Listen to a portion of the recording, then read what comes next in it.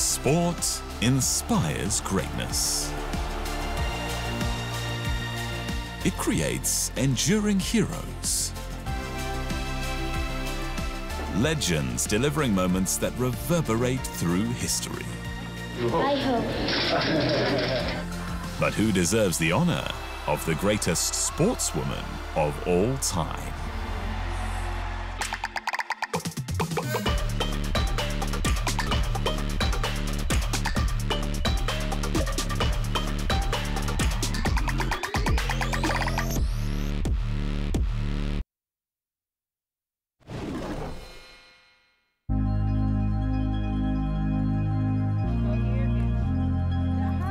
Jackie Joyner-Kersee is, quite simply, one of the greatest athletes to have lived, and is an example of the hard work and dedication required to reach the top. I do believe that, dreams are important, and we all have to have goals, and how do we work towards those goals and make our dreams become a reality? At 9 years old, Jackie Joyner entered her first track meet and finished last. So she kept training harder and before long was winning, especially at long jump. But after seeing a movie on multi-sport marvel Babe Didrikson Zaharias, Joyner decided she wanted to do more as well. It drove her to basketball, starring in college for UCLA, where she's still among the best the Bruins have had.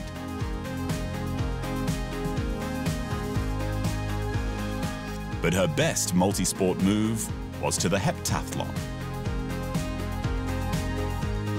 She won the silver medal at the 1984 Olympics, and then 4 years later in Seoul, won gold with a world record. She won the long jump as well in '88, won another heptathlon at Barcelona 1992, and took another couple of long jump bronzes as well.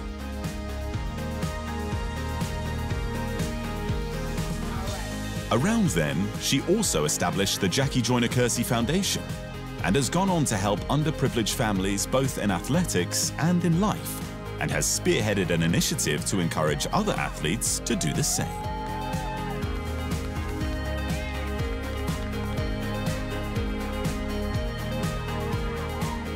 For all she achieved, Sports Illustrated named Joyner-Kersee the female athlete of the 20th century, just ahead of Zaharias, who had inspired her all those years earlier.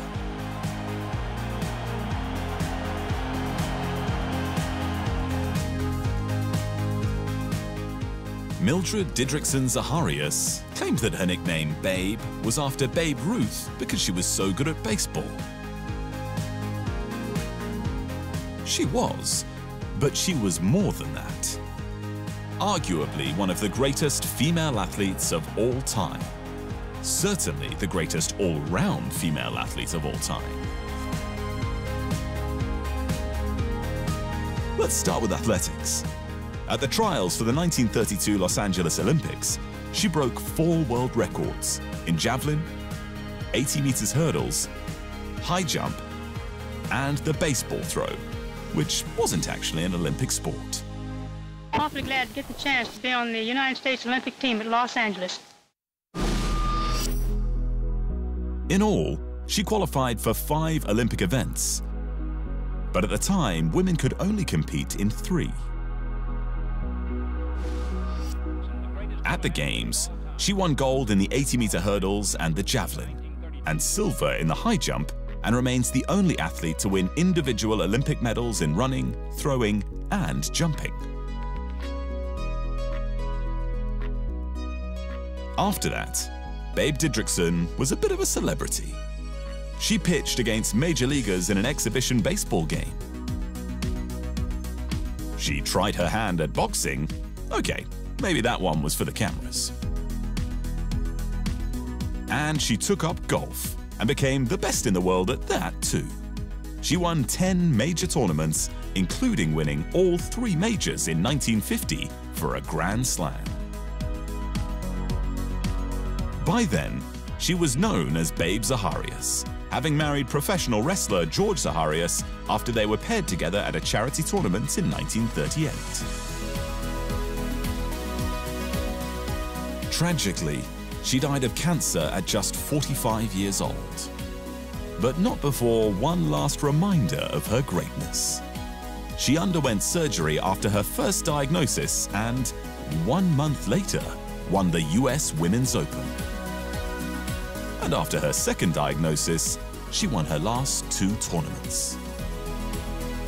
By being the greatest all-round sportswoman of all time, she didn't just change perceptions of what a female athlete should be, she also challenged the model of femininity, a quality being reinforced by the modern greats of women's sport. Babe Didrikson participated and excelled in any sport that crossed her path, some of them more than a little unorthodox for her sex.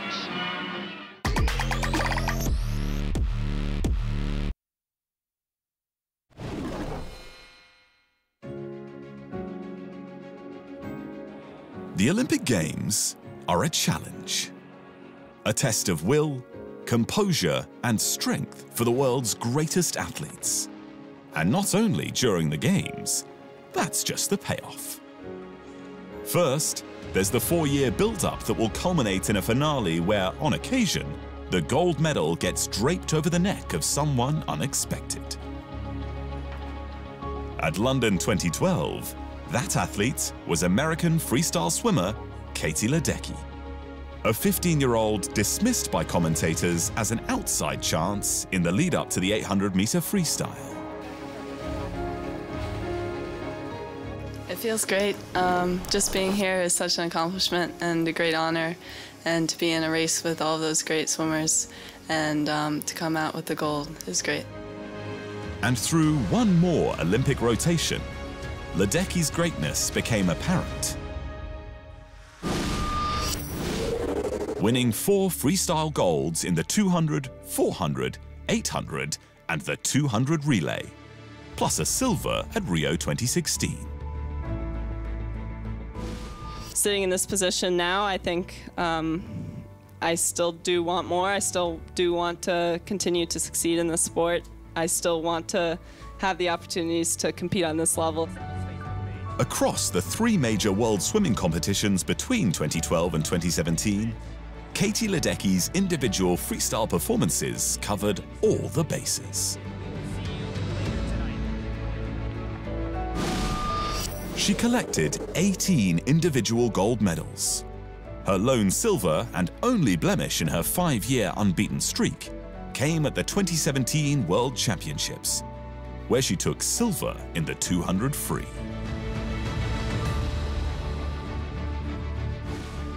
There are plenty of theories as to why Ledecky is the greatest. From her lightning-quick reaction time off the blocks, to her signature loping stroke style, to mostly training against male swimmers. But then again, there's nothing about freestyle's first lady that stands out. She's not that tall or strong or in any way physiologically advantaged.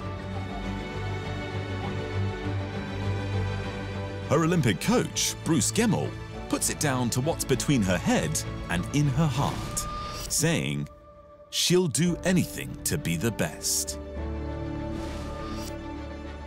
Post-Rio, Ledecky enrolled at Stanford University to study psychology and led the swim team to back-to-back NCAA championships, and come her sophomore year in 2018, she turned pro. The lead-up to Tokyo 2020 meant prime sponsorship opportunities were available to the then 13-time world record holder. Especially with her pet distance, the 1500 meters, being added to the women's Olympic calendar for the first time. But Ledecky's Olympic preparations wouldn't see her cut a swathe through the pool as she'd done in the past. Unbeaten at the 400, 800 and 1500 meter freestyle from 2012 to 2019, Australian swimming sensation Ariarne Titmus ended Ledecky's bid for a 4th successive 400 meters world title at the 2019 World Aquatics Championships in Gwangju.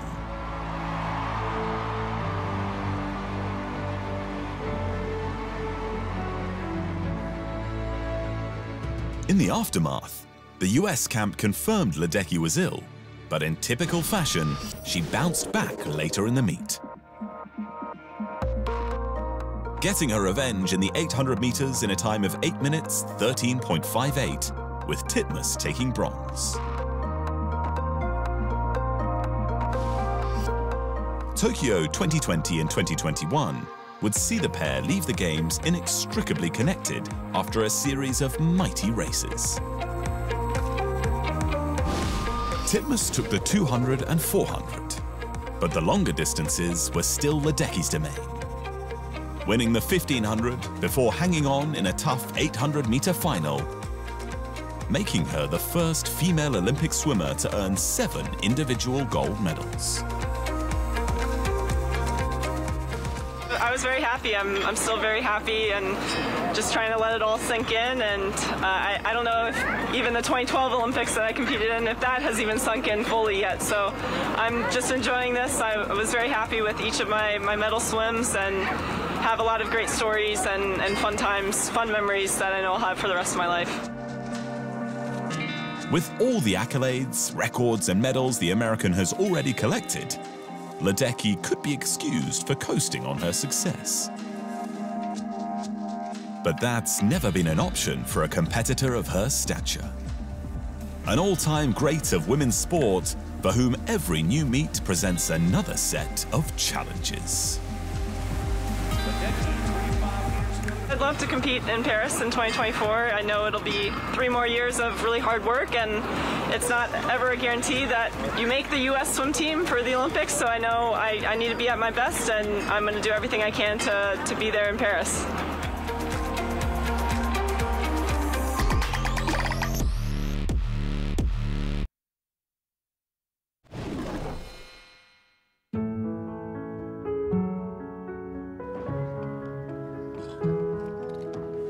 She was perfect.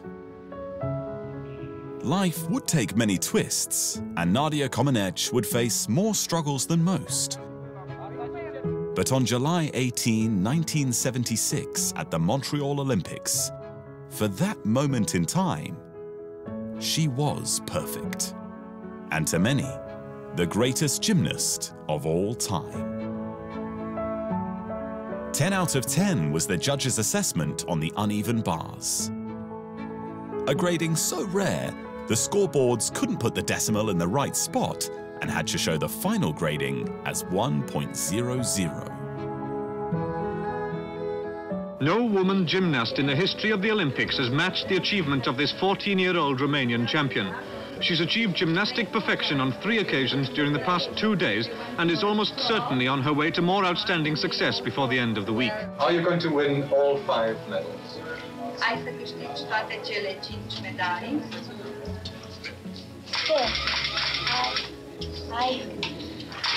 I hope. It turns out she was being modest. Her 7 perfect scores resulted in 3 gold medals in the individual all-around, the uneven bars and the beam, silver in the team all-around, and bronze in the floor competition. While she shocked the world, her neighboring nations already knew of her talent. It was only the year prior when, at just 13 years old, she won every gold gymnastics medal available except the floor exercise, in which she claimed silver at the 1975 European Championships.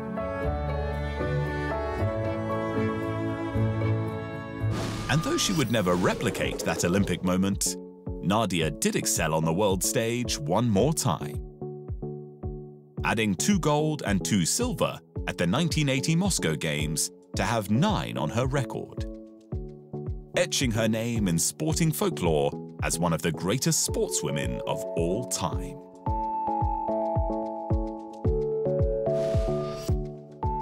Three of those performances in Russia were deemed worthy of the perfect 10.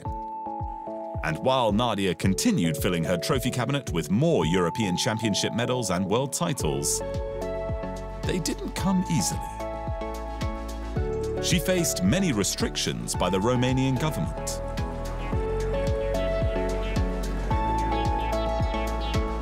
And by the time the 1984 Los Angeles Olympics came around, she was only permitted to attend as a team observer or mentor, and under strict surveillance.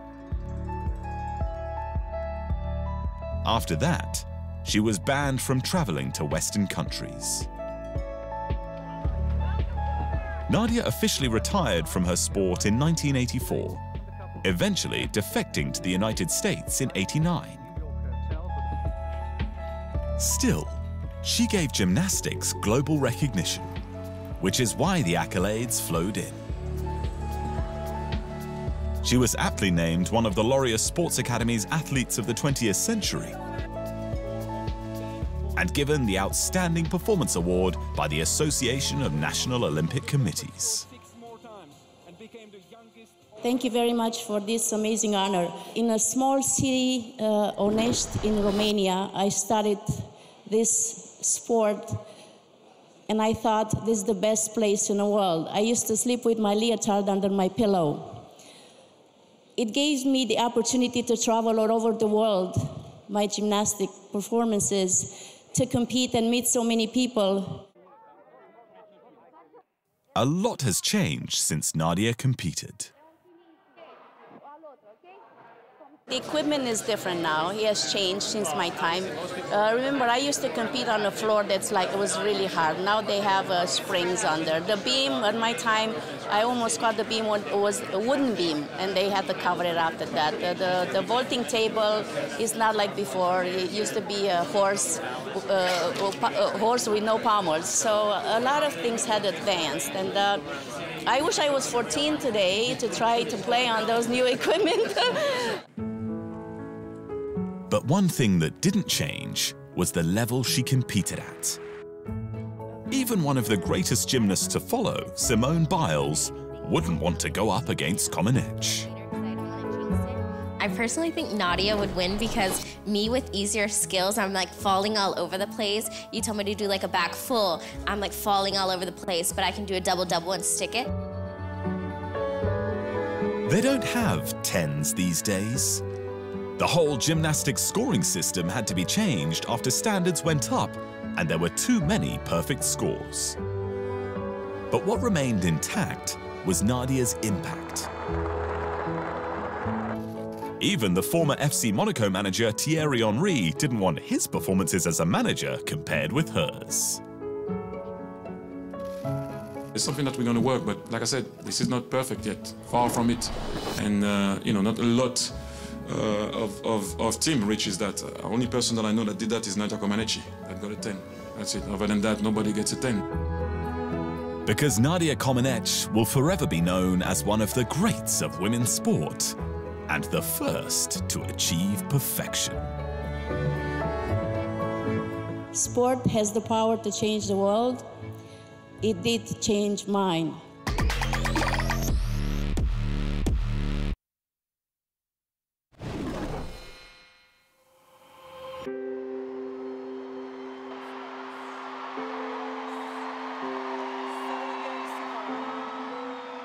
Serena Williams is the greatest tennis player of all time, the greatest female athlete of all time, the greatest athlete of all time. It's not just her tennis prowess that earns Serena Williams greatest of all time honors. It's that she's been an inspiration for so many across the world of sport. Yes, Serena Williams is an inspiration because she's dominated in her sport for so long, so it's kind of cool to see that.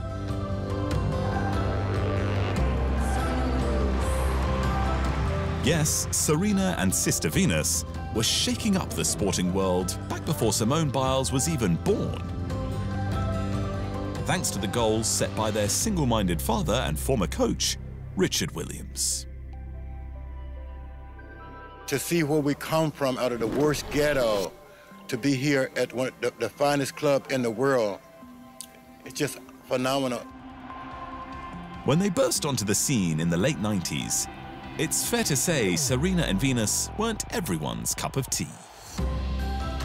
But they proved they were every bit as good as the hype, especially Serena, who reached the open-era heights only touched by legends like Steffi Graf and Martina Navratilova. The early marketing of Serena's career was largely built around fashion, with the latter more about empowerment, regardless of race or gender.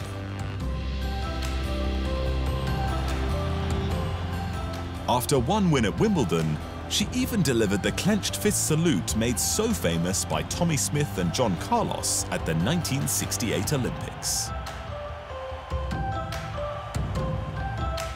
And as the Black Lives Matter movement grew stronger around the world in 2020, Serena was a powerful voice, without even needing to speak. It will be ours. It will be ours.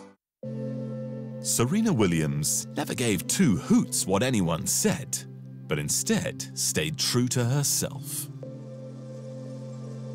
Well, I always like to say my mom was my mentor because she was so positive and she always taught me and all my sisters to be very strong and to always stand up for ourselves. Add the fact that at an age when so many were long retired, Serena wasn't just the best in the world, but utterly dominant. She won a total of 23 Grand Slams. She is the only player to win 10 Grand Slams in separate decades, winning 10 and 12 in the 2000s and 2010s.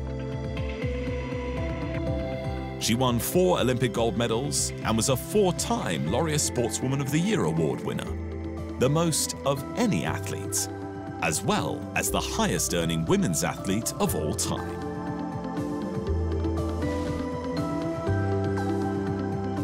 Even when she took time away from the tour to have baby Olympia at age 36 and had complications that put her into a deep depression, she returned and became an icon for mothers across the world.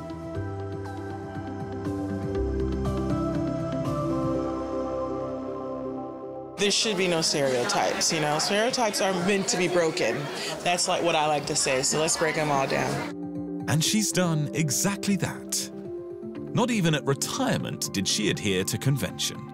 Instead, preferring to use the term evolution upon entering the next phase of her amazing life.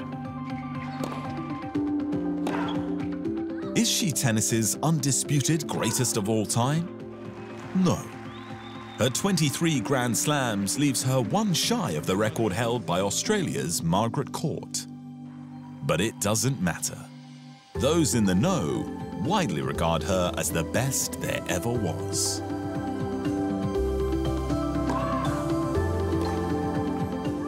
She changed the world on the court for the better part of 2 decades. But off the court, she was, and still is, just as powerful as a mother, fashionista, philanthropist, entrepreneur, and activist. That's why Serena Williams is the greatest sportswoman of all time.